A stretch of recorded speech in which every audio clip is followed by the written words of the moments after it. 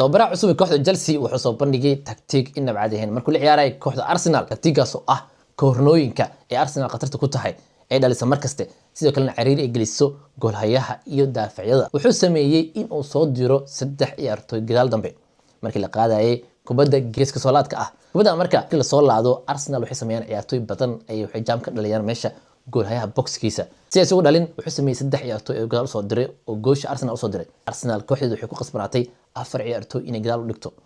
afartaas ciyaartoy marka waxay waardiyeynayaan 3 ciyaartoy haddii qalad dhaco sidoo kale kubadda la soo tuuro si ay u daafacaan. Arsenal marka 4 ciyaartoy kaliya ayaa ugu jirtay boxiga. meeshaasna waxaa dhalisay kooxda Chelsea in aydan fursad badan u hesho si ay iskaga daafacdo afartaas ciyaartoy. marka taktiikan cusub way u fakareen laakiin si muusan u shaqeynin. ugu dambeyn ciyaartii way dhamaatay. Arsenal ayaa hal eber ku badisay. gooshan quruxda badan waxaa dhaliyay Kai Havertz oo gadaal soo galay.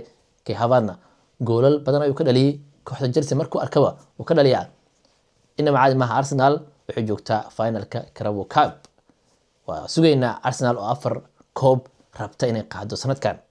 reer Gunners waa idin fadhidaa miya sanadkan arkayna Arsenal meesha ay ku dhameysato iyo sidoo kale inta koob ay qaado. intii ku soo qora intaas leedihiin qaadi kartaa.